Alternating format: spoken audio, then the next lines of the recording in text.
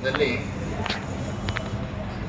ನ ಭೂತೋ ನ ಭವಿಷ್ಯಕ್ಕೆ ಎನ್ನುವ ತೆರನಾಗಿ ಆಚರಿಸಿಕೊಂಡು ಬಂದಿದ್ದು ಅಂತ ತಿಳ್ಕೊಂಡು ನಮ್ಮ ಶಿವರಾಜ್ ಪಾಟೀಲ್ರವರು, ತ್ರಿಪರಾಜ್ ಹವಲ್ದಾರ್ ಅವರು ವೀರಶೈವ ಸಮಾಜದ ಅಧ್ಯಕ್ಷರಾಗಿ ಭಾಳ ಸುಂದರವಾಗಿ ಈ ಕುರಿತು ಮಾತನಾಡಿರುವಂಥವರಾಗಿದ್ದಾರೆ.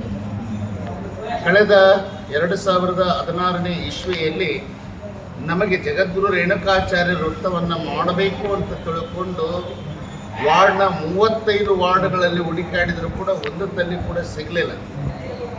ಆ ಸಂದರ್ಭದಲ್ಲಿ ಅದನ್ನು ಯಾಕೆ ಮಾಡಬೇಕಂತೇಳಿ ನಾವು ಕೈಬಿಟ್ಟು ಕುತ್ಕೊಂಡಿದ್ವಿ.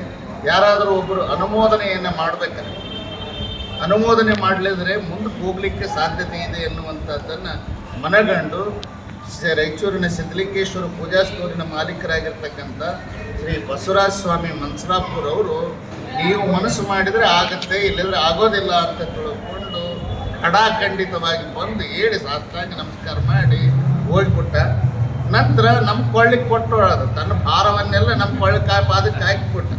ನಾವೊಂದು 3 ತಿಂಗಳು ಯೋಚನೆ ಮಾಡಿದ್ವಿ, ಆದರೂ ಅದಕ್ಕೆ ಯಾಕೆ ಮಾಡಬಾರ್ದು ಅಂತ ತಿಳ್ಕೊಂಡು ಯೋಚನೆ ಮಾಡಿ ಶ್ರೀ ಮಠದ ಲೆಟ್ರಿನಲ್ಲಿ 50 ಲೆಟರ್ ಹೆಡ್ನ ಮೇಲೆ ನಾವು ಒಂದಷ್ಟು ಹ್ಯಾಂಡ್ ರೈಟಿಂಗ್ ನಮ್ಮೆಲ್ಲ ಅಕ್ಷರ ಗೊತ್ತಿದ್ದಾವೆ, 12ನೇ ಶತಮಾನದ ಅಕ್ಷರ, ಅವು ಯಾರಿಗೂ ತಿಳಿಯೋದಿಲ್ಲ ಅಂತ ತಿಳ್ಕೊಂಡು ನಮ್ಮ ನಿರಂಜನ ಪ್ರೆಸ್ಸಿಗೆ ಹೇಳಿ ಅದನ್ನೆಲ್ಲ ಮ್ಯಾಟ್ರ್ ಪ್ರಿಂಟ್ ಮಾಡಿಸಿ ಆಗ 35 ಮಂದಿ ನಗರಸಭೆ ಸದಸ್ಯರಿಗೆ, 4 ಮಂದಿ ನಾಮನಿರ್ದೇಶನ ಸದಸ್ಯರಿಗೆ ಮತ್ತು ಪ್ರತ್ಯೇಕವಾಗಿ ಅಧ್ಯಕ್ಷರಿಗೆ, ಉಪಾಧ್ಯಕ್ಷರಿಗೆ, ನಗರಸಭೆ ಕಮಿಷನರಿಗೆ DC ಒಂದು ಕಳಿಸ್ಕೊಟ್ಟೆ.